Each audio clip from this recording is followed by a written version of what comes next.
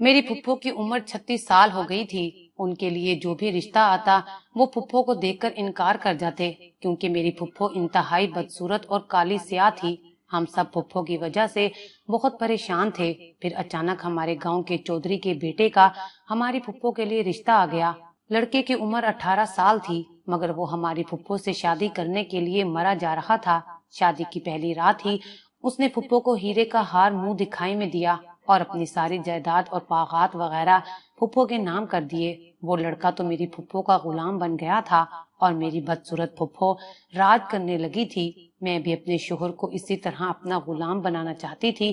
جب میری شادی کا وقت آیا تو میں نے پھپھو سے کہا کہ مجھے بھی اپنے شوہر کو قابو کرنے کا طریقہ بتائیں۔ پھپھو کہنے لگی، یہ سب جاننے کے لیے تمہیں آج رات میرے کمرے میں سونا ہوگا۔ میں ان کے ساتھ ان کے کمرے میں سو گئی، مگر اس وقت میرے جسم سے جان نکل گئی جب پھپھو نے اپنے شوہر کو، میرا نام عالیہ ہے، میں پنجاب کے ایک گاؤں کی رہنے والی ہوں۔ اللہ کی بنائی ہوئی سبھی مخلوق خوبصورت ہے، کسی کو بدصورت کہنا تو نہیں چاہیے، پر اس میں بھی کوئی جھوٹ نہیں ہے کہ میری پھپھو بہت کم صورت تھی۔ ان کے چہرے کا رنگ پکا اور کالا تھا۔ ابھی تک پھپھو کی شادی نہیں ہوئی تھی، لیکن پھپھو کے ایسے نصیب کھلے کہ سب عورتیں حیران رہ گئی تھیں۔ دیکھتے ہی دیکھتے پھپھو کا رشتہ گاؤں کے چودھری کے بیٹے کے لیے آ گیا اور یوں پھپھو کی شادی دنوں اور ہفتوں میں طے ہو گئی۔ پھپھو رخصت ہو کر چلی گئی تھی، لیکن پھپھو شادی سے پہلے کوئی اور قسم کی ہی حرکتیں کرتی تھیں۔ وہ ہر وقت یہی باتیں کرتی رہتی تھیں کہ میں اپنے شوہر کو اپنا غلام بنا کر رہوں گی۔ خیر سے پھپھو کی شادی ہو گئی۔ میری اماں کہہ رہی تھیں کہ اس کا کالا چہرہ دیکھ کر تو کہیں چودھری کا بیٹا پہلی رات ہی اسے طلاق نہ دے دے، مگر جب شادی کے دوسرے دن پھپھو ہمارے گھر آئیں تو ان کے چہرے کا رنگ کھلا ہوا تھا۔ ایسا لگ رہا تھا جیسے انہیں بہت بڑی خوشی مل گئی ہو۔ ان کو اس طرح کھلا کھلا اور قیمتی کپڑوں میں ملبوس دیکھ کر محلے کی سب عورتیں ان کے گرد جمع ہو گئیں۔ سب عورتیں کہنے لگیں، منہ دکھائی میں کیا ملا؟ پھپھو نے اتراتے ہوئے اپنے گلے میں پہنا ہیرے کا ہار دکھایا اور بولی کہ میرے شوہر نے تو مجھے ہیرے کا ہار دیا ہے اور ساتھ یہ بھی کہا ہے کہ وہ اپنی ساری جائیداد اور زمین اور باغات وغیرہ میرے نام کر دے گا اور مجھے اپنے دل کی نہیں بلکہ اپنی سلطنت کی بھی ملکہ بنا کر رکھے گا۔ پھپھو کی یہ بات مجھے بڑی عجیب لگی تھی۔ ایک مرد کیسے اپنی بیوی کو شادی کی پہلی رات یہ کہہ دے کہ میں اپنی ساری جائیداد تمہارے نام کر دوں گا؟ خیر میں نے سوچا کہ چلو اچھا ہوا پھپھو کا گھر بس گیا ہے، لیکن اب سب عورتیں پھپھو کے پیچھے پڑی تھیں۔ پھپھو کہہ رہی تھیں کہ میں نے اپنے شوہر کو چودھری کے بیٹے کو ایک رات میں ہی اپنا غلام بنا لیا ہے، اب وہ میرا اتنا غلام بن گیا ہے کہ وہ تو میرے اشاروں پر ناچے گا۔ سب عورتیں پھپھو سے پوچھنے لگیں کہ تم نے پہلی رات ایسا کیا کہ تمہارا شوہر تم پر لٹو ہو گیا؟ ارے تمہارا تو رنگ بھی کالا ہے اور تم بوڑھی بھی لگتی ہو، پھر تم سے کم عمر شوہر کیسے راضی ہو گیا؟ پھپھو کہنے لگیں، اگر میں تمہیں سب کچھ بتا دوں گی تو یہ راز عام ہو جائے گا، یہ مردوں کا راز ہے، میں اسے یوں افشا نہیں کروں گی اور میں اسی کو بتاؤں گی جو مجھے اس راز کو بتانے کے قابل لگے گی۔ یہ بات سن کر اماں خاموش ہو گئی تھیں۔ ارے بھائی اچھی بات ہے، تمہارے بھائی نے تو ساری زندگی ہم پر راج کیا، تم نے جا کر پہلے ہی دن اپنے شوہر کو غلام بنا لیا ہے، اب ہمیں بھی کچھ سکھا دو تاکہ ہم بھی بقیہ زندگی سکون سے گزار سکیں۔ پھپھو اس بات پر ہنس پڑی تھیں۔ ارے بھابھی آپ کی بس کی بات نہیں ہے، یہ بس مجھ جیسی عورتوں کو ہی آتا ہے۔ پھپھو کی بات سن کر اماں کو غصہ آیا، وہ تو کمرے سے باہر آ گئیں، پر میں کمرے میں ہی بیٹھی رہی۔ میں جاننا چاہتی تھی کہ آخر ایسی کیا بات ہے جس نے پھپھو کو راتوں رات بدل دیا ہے، لیکن ابھی یہ دھچکا ہی ختم نہیں ہوا تھا کہ اگلے دن ہمیں ایک اور حیرت انگیز واقعہ دیکھنے کو ملا۔ اماں صبح اٹھ کر کہنے لگیں کہ ہمیں آج تمہاری پھپھو کے سسرال جانا چاہیے۔ ہم لوگ پھپھو کے گھر کے لیے روانہ ہو گئے۔ اماں نے بازار سے اچھا خاصا فروٹ بھی لے لیا تھا، لیکن وہاں جا کر ایک عجیب چیز دیکھنے کو ملی تھی۔ پھپھو کے گھر میں داخل ہوتے ہی ہمیں کسی عورت کے رونے کی آواز آنے لگی۔ ہم سب کے کان کھڑے ہو گئے، خدا نہ خواستہ کہیں پھپھو کو کوئی مسئلہ تو نہیں ہو گیا۔ اماں آگے بڑھتی ہوئی پھپھو کے کمرے کی طرف دوڑی، مگر یہ دیکھ کر ہم سب کی حیرت کی انتہا نہ رہی کہ پھپھو کی ساس بری طرح سے رو رہی تھیں۔ ارے میرے بیٹے کو نہ جانے کیا ہو گیا ہے، اپنی بیوی کے کہنے پر آ کے مجھ سے لڑائی کر رہا ہے۔ اماں نے پوچھا تو پھپھو کی ساس نے بتایا کہ میرا بیٹا اپنی ساری زمینیں اپنی بیوی کے نام کرنا چاہتا ہے، پر اس کے لیے اسے میرے دستخط چاہیے और ये मुझ पर जबरदस्ती कर रहा है। ये बात सुनकर हम सबके तो कानों से धुएं निकलने लगे। कोई भी बेटा अपनी माँ की वफादारी को कैसे भुला सकता है, और आखिर क्यों अपनी सारी जमीनें अपनी बीवी के नाम करना चाहता था। फुप्पो साइड पर खड़ी सारा तमाशा देख रही थी। मुझे तो ये सारे हालात देखकर रोना आ गया था। मेरी अम्मी भी परेशान हो गईं। फुप्पो ने किसी भी बात की फिक्र ना करते हुए अपने मुलाजिम को इशारा किया और कुछ देर में हमारे सामने बहुत से खाने रख दिए गए थे। मैंने देखा फुप्पो का शोहर डरा सहमा सा बैठा हुआ था। ऐसा लगता था जैसे वो फुप्पो से एक ही रात में डर गया हो और कोई बात न करना चाहता हो। वो हमारी फुप्पो को निवाले तोड़ तोड़ कर खिला रहा था। हम सब फुप्पो की किस्मत पर रश कर रहे थे। कुछ देर बाद हम अपने घर वापस आ गए। रास्ते में अम्मा कहने लगी, भाई तुम्हारी दादी ने तो सारी जिंदगी मुझ पर जुल्म किए थे। खुदा जाने तुम्हारी फुप्पो ने अपने शोहर को ऐसा क्या घोलकर पिला दिया है कि एक ही रात में वो गुलाम बन गया है। अब्बा फौरन फुप्पो के दिफा में बोल उठे कि मेरी बहन है ही इतनी मोहब्बत करने वाली, मोहब्बत की वजह से वो हर किसी को अपना बना लेती है। जिंदगी में कभी ऐसी औरतें मार नहीं खाती। देखो उसका शोहर उसकी वजह से अपनी माँ से लड़ रहा है। अगरचा वो गलत कर रहा है, पर ये भी तो देखो कि उसकी बीवी की मोहब्बत ने उसे इतना पागल कर दिया है। अब्बा तो ऐसे मुस्कुरा रहे थे जैसे उनकी बहन ने बहुत बड़ा कारनामा कर दिया हो। सच बात तो ये है कि मुझे ये सब कुछ बहुत बुरा लग रहा था। फुप्पो की सास बहुत बूढ़ी ज़ईफ औरत थी और हमारे गांव की चौधरानी भी थी। उसके साथ इतना बुरा सलूक मैं तो ऐसा सोच भी नहीं सकती थी। हम लोग घर पहुंचे तो अम्मा मुझसे कहने लगी कि तुम भी किसी तरह अपनी फुप्पो से ये राज जानने की कोशिश करो ताकि शादी के बाद तुम भी ऐश की जिंदगी गुजारो।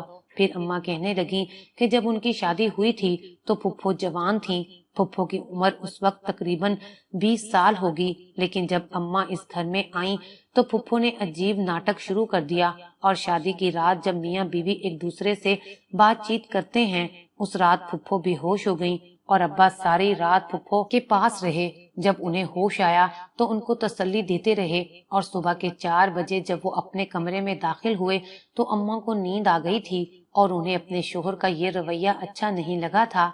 उन्हें तो बहुत बुरा लगा और अजीब लगा था कि उनका शोहर पहली रात ही अपनी नई नवेली दुल्हन को छोड़कर अपनी बहन को तसल्लियां देने पहुंच गया। हालांकि उस वक्त उसकी अम्मा भी जिंदा थी और अब्बा भी हयात थे, लेकिन फिर भी फुप्पो ने अपने भाई को ही तकलीफ देना थी। उनके इन खास लम्हात को तबाह करना था। उस दिन से अम्मी और फुप्पो की दुश्मनी सी हो गई थी, पर फुप्पो ने कभी अपनी दुश्मनी को जाहिर नहीं होने दिया।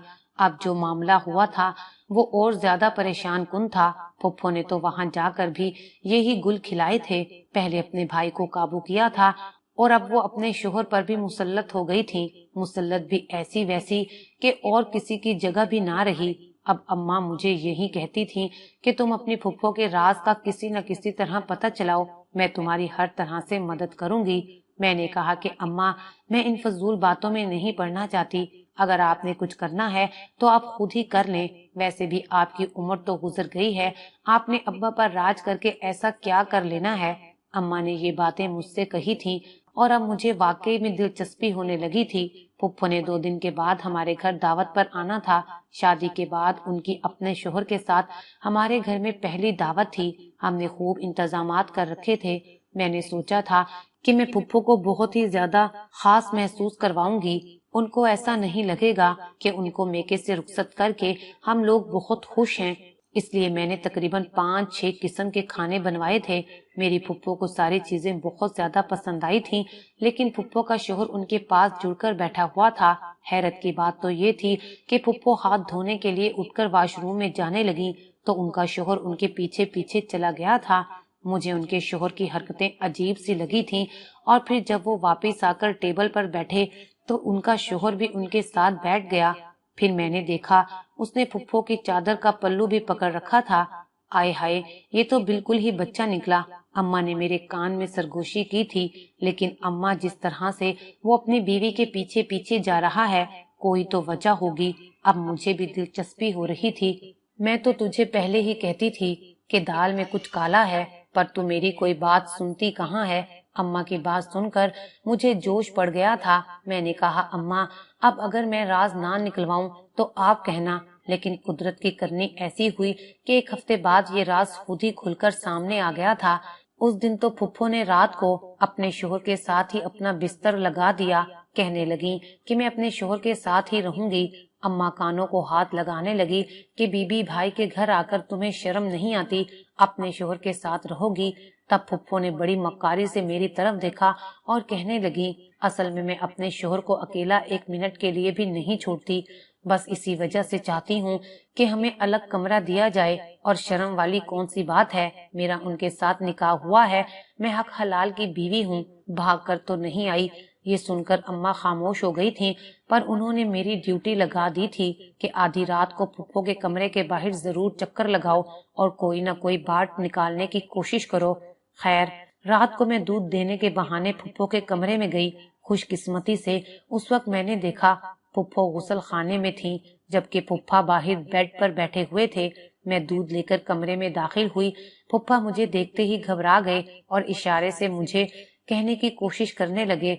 ऐसा लग रहा था कि उन्हें किसी बात का डर है और वो हमसे मजबूरी में कोई बात भी नहीं कर पा रहे। क्या बात है, आप इतने डरे हुए क्यों लग रहे हैं? मेरी बात सुनकर फुफ्फा ने अपने मुंह पर हाथ रखकर मुझे खामोश रहने का कहा और हल्के से बोले, बस चुप रहो, मुझे तुमसे कोई बात नहीं करनी। फिलहाल मैं बहुत परेशान हूँ, अगर मेरी मदद कर सकती हो तो। फुफ्फा अभी ये बात कह ही रहे थे कि गुसलखाने का दरवाजा खटाक से खुला और मेरी फुफ्फो सामने आ गई। अरे तुम यहाँ क्या कर रही हो? वो फुफ्फो, मैं दूध देने आई थी। मैंने घबराकर हड़बड़ाकर फुफ्फो की बात का जवाब दिया था। फुफ्फो को अचानक गुस्सा आ गया और वो कहने लगी, मैं अच्छी तरह समझती हूँ तुम जैसी लड़कियों की चालें। खबरदार जो मेरे शोहर के आस पास भी भटकी, और अब जाओ यहाँ से। अरे फुफ्फो, क्या हो गया है? वो मेरे फुफ्फा हैं, आप ये कैसी घटिया बातें कर रही हैं? मेरी बात सुनकर फुफ्फो की आंखें लाल हो गईं। वो कहने लगी, तुम जैसी लड़कियों को बस मर्दों को फंसाने का शौक होता है, निकलो मेरे कमरे से। फुफ्फो की घटिया सोच पर मुझे बहुत अफसोस हुआ था। मेरा और उनके शोहर का तो रिश्ता भी जायज नहीं था, फिर वो ये बात कैसे कर सकती थी? मैं अपने कमरे में वापस आ गई। मेरे तन बदन में आग लग चुकी थी। मैंने सोचा था कि अब तो मैं फुफ्फो के बारे में सारी बातें और सारे राज उगलवा कर ही रहूंगी। उनका शोहर भी यकीनन उनसे खुश नहीं था, बस वो डरा हुआ था। यकीनन उसकी कोई कमजोरी थी जो कि फुफ्फो के पास थी, और फुफ्फो थी कि कोई भी बात होती तो उससे ऐसे छुपाती कि हम बस देखते ही रह जाते थे। पर 1 हफ्ते के बाद एक बहुत ही अजीब वाकया हुआ, जिसमें ना सिर्फ फुफ्फो की हकीकत हम पर आश्कार हो गई, बल्कि हमेशा के लिए उन औरतों की जिंदगी भी बदल गई जो फुफ्फो से शोहर को काबू करने का राज जानना चाह रही थीं। उस रोज रात के तकरीबन 2 बजे जब फुफ्फो के घर से फोन आया था, अब्बा ने मोबाइल उठा लिया। बात करते हुए पता चला कि उनके घर में कोई मसला हुआ है। उन्होंने कहा कि जना अस्पताल फौरन पहुंचे। इसीलिए अब्बा अम्मा मुझे भी अकेला छोड़कर नहीं जाना चाहते थे। वो मुझे भी साथ लेकर गाड़ी में बैठे। तकरीबन आधे घंटे बाद हम अस्पताल के दरवाजे पर थे। हम वार्ड में पहुंचे तो देखा आगे हमारी फुफ्फो ही बिस्तर पर बेहोश पड़ी हैं। हमने तो सोचा था कि शायद फुफ्फो के घर में कोई इमरजेंसी है, पर यहाँ आकर तो ये मालूम हुआ कि फुफ्फो को खुद ही कोई दौरा पड़ा है। अब कौन सा दौरा पड़ा है, क्या बीमारी हुई है, ये तो मुझे नहीं पता था, लेकिन ये देखकर मेरी हैरत की इंतहा ना रही कि फुफ्फो के शोहर की भी बुरी हालत थी। उनकी तो आंखों के नीचे गहरे हल्के थे और वो बहुत ज्यादा कमजोर लग रहे थे। ऐसा लगता था जैसे नकाहत का शिकार हों। मैंने उनसे बात की और कहा कि फुफ्फा, आपको क्या हुआ है? तो वो खामोश हो गए। कहने लगे कि ये बातें बताने का वक्त अभी नहीं आया। जब मेरी बीवी ठीक हो जाएगी मैं बातचीत करने के काबिल हो जाऊंगा। मैं फुफ्फा का दुख समझ सकती थी। आज भी वो अपनी बीवी की मोहब्बत में ही पागल थे। खुदा जाने अब क्या होने वाला था। थोड़ी देर के बाद एक लेडी डॉक्टर आई और कहने लगी कि हमें आपकी फुफ्फो को इमरजेंसी रूम में लेकर जाना पड़ेगा। हम बहुत ज्यादा परेशान हो गए थे। आखिर फुफ्फो को क्या बीमारी हुई है, उन्हें इमरजेंसी में क्यों लेकर जा रहे हैं? हमने डॉक्टर से पूछा तो डॉक्टर ने कहा कि वो भी कुछ नहीं बता सकते। बहरहाल फुफ्फो को आईसीयू में शिफ्ट कर दिया गया। यहाँ तक कि फुफ्फो हमारी आंखों से ओझल आईसीयू में पड़ी जिंदगी की कश्मकश में थी। मेरे बे उनके लिए दुआ कर रहे थे, जबकि फुफ्फा बिल्कुल बेचैन नहीं थे। वो बस आरामो सुकून से बैठे इधर उधर देख रहे थे। میں نے دل میں سوچا کہ کتنا بے حس انسان ہے، اپنی بیوی کے سامنے اس کی محبت کا دکھاوا کرتا ہے، اور جب وہ ابھی زندگی موت کی کشمکش میں ہے تو باہر بیٹھا آرام سے زندگی کے مزے لے رہا ہے۔ میں نے یہ بات اماں کو بتائی تو وہ کہنے لگی، انہوں نے ہمیں ساری کہانی بتانے کا فیصلہ کیا ہے، اور جب تمہاری پھپھو ہوش میں آ جائیں گی تب وہ ہمیں ساری حقیقت بتائیں گے۔ تھوڑی دیر بعد ڈاکٹر باہر آئی، اس نے مجھے بلایا۔ میں اندر گئی تو میرے ساتھ میری اماں اور پھپھو کا شوہر بھی تھے۔ ہم سب لوگ ایمرجنسی میں چلے گئے۔ پھپھو سب سے ملنا چاہتی تھی۔ میں نے دیکھا پھپھو کے بال بکھرے ہوئے تھے، ان کی آنکھیں لال سرخ تھیں۔ ایسا لگتا تھا کہ پھپھو کو اپنے آپ پر یا پھر کسی پر بھی زیادہ غصہ آ رہا تھا۔ میرے آتے ہی پھپھو بے چین ہو کر اٹھی تھی۔ ایسا لگتا تھا جیسے کسی پاگل کو پاگل پن کے دورے پڑے ہوں۔ پھپھو کی حالت قابل رحم تھی۔ نرس نے انہیں قابو کرنے کی کوشش کی اور کہا کہ ان کی حالت پھر سے خراب ہو گئی ہے، آپ ابھی باہر چلے جائیں، مریضہ کی حالت ٹھیک نہیں ہے۔ نرس نے ہمیں بتایا کہ پھپھو کو بے ہوشی اور پاگل پن کے دورے پڑ رہے ہیں اور وہ بہت زیادہ پریشان ہیں۔ ان کو کسی ذہنی دباؤ کی وجہ سے یہ سب کچھ ہو رہا ہے۔ اب تو یہ بات کنفرم ہو چکی تھی کہ پھپھو کے ساتھ بھی کوئی ذہنی مسئلہ تھا، لیکن ان کا شوہر بھی خوش نہیں تھا، نہ ہی ساس ظالم تھی۔ پھر ایسا کون سا ذہنی مسئلہ تھا جس کی پریشانی نے پھپھو کو ICU تک پہنچا دیا تھا؟ تھوڑی دیر کے بعد پھپھو کا شوہر پھر کمرے میں چلا گیا۔ پھپھو کو ہوش آ گیا تھا، لیکن میرے پھپھا بہت پریشان تھے۔ ان کے چہرے سے لگ رہا تھا کہ وہ اپنی بیوی سے امید ہار بیٹھے ہیں۔ ان کو یوں پریشان دیکھ کر ہم سب ان کے قریب جمع ہو گئے۔ ان سے پوچھا کہ کیا بات ہے، کس چیز نے آپ کو اتنا بے چین کیا ہے؟ آپ ساری حقیقت بتا کیوں نہیں دیتے؟ تب پھپھا میری بات سن کر رونے لگے اور کہنے لگے، بس بیٹی، میں تمہیں کیا بتاؤں، میں اگر کہانی شروع کروں گا تو بات لمبی ہو جائے گی، تمہیں مختصراً بتاتا ہوں۔ میرے ابا بھی ہمارے ساتھ تھے۔ پھپھا کہنے لگے، اصل میں تو شہر کی کسی پڑھی لکھی لڑکی سے شادی کرنا چاہتا تھا، تمہاری پھپھو کو پسند بھی نہیں کرتا تھا، مگر ایک دن میں شہر جا رہا تھا اور تمہاری پھپھو سڑک پر کھڑی ہو کر مٹھائی بانٹ رہی تھی۔ مجھ سے غلطی ہوئی کہ میں نے گاڑی روک کر تمہاری پھپھو سے مٹھائی لے کر کھا لی۔ بس اس میں کوئی ایسا اثر تھا کہ میں تمہاری پھپھو کی طرف کھینچا چلا گیا اور شادی کی ضد کر بیٹھا، جبکہ میرے گھر میں کوئی راضی نہیں تھا۔ اور پھر جب میں نے اپنی بیوی کا گھونگھٹ اٹھایا تو اس نے ایک بار پھر میرے سامنے مٹھائی والا ڈبہ رکھ دیا اور بولی کہ یہ کھا لیں۔ میں نے اس ڈبے سے رسگلہ نکال کر کھا لیا، اور جب میری بیوی نے گھونگھٹ ہٹایا تو میری تو جیسے آنکھیں کھلی کی کھلی رہ گئیں۔ وہ مجھے بہت خوبصورت اور حسین لگ رہی تھی۔ میں اس کی طرف دیوانہ وار بڑھتا گیا اور وہ مجھ میں کھو گئی، لیکن اب یہ روز کا معمول بن گیا تھا۔ میری بیوی روز مجھے کبھی برفی تو کبھی رسگلے کھلاتی اور پھر مجھے کچھ ہوش نہ رہتا۔ مجھے سمجھ نہیں آتی تھی کہ کیا ہو رہا ہے۔ پھر میری بیوی دن بھر مجھ سے جو بھی کام کہتی میں کر دیتا تھا۔ میں اپنی بیوی کی ہر بات مانتا تھا۔ میری بیوی میرے پاس بیٹھی رہتی، کہتی تھی کہ تم نے میرے پاس سے اٹھ کر کہیں نہیں جانا، میں تم سے محبت کرتی ہوں۔ پر اپنی بیوی کی یہ بات مجھے سمجھ نہیں آتی تھی کہ وہ ہر وقت مجھے اپنے قریب کیوں رکھنا چاہتی ہے۔ شاید آپ لوگوں نے بھی میری بگڑتی ہوئی صحت کو دیکھا ہوگا۔ کچھ دنوں سے میری صحت خراب رہنے لگی تھی، یہاں تک کہ میں اٹھ کر بیٹھتا تو مجھے تکلیف محسوس ہوتی۔ میں ہر وقت لیٹا ہی رہنے لگا تھا، لیکن میری بیوی کو میری اس حالت پر خوشی ہوتی۔ وہ کہتی کہ اب تم ہمیشہ میرے غلام بن کر رہو گے۔ میں اپنی بیوی کی اس بات پر بہت شک میں پڑ گیا تھا، جاننا چاہتا تھا کہ آخر اس نے اتنی بڑی بات کیوں کی ہے، ضرور اس کے پیچھے کوئی نہ کوئی وجہ ہوگی۔ میں اسی روز ایک عالم دین کے پاس گیا، ان کو ساری بات بتائی۔ وہ کہنے لگے کہ تم اگلے دن وہ مٹھائی لے کر میرے پاس آ جانا۔ میں نے ایسا ہی کیا۔ انہوں نے اس مٹھائی کو غور سے دیکھا اور کہنے لگے، یہ تو شیطانی ہے، اسی نے تو تمہیں تباہ و برباد کر رکھا ہے۔ تمہاری بیوی نے کالے عمل سے تمہیں اپنا غلام بنایا ہوا ہے۔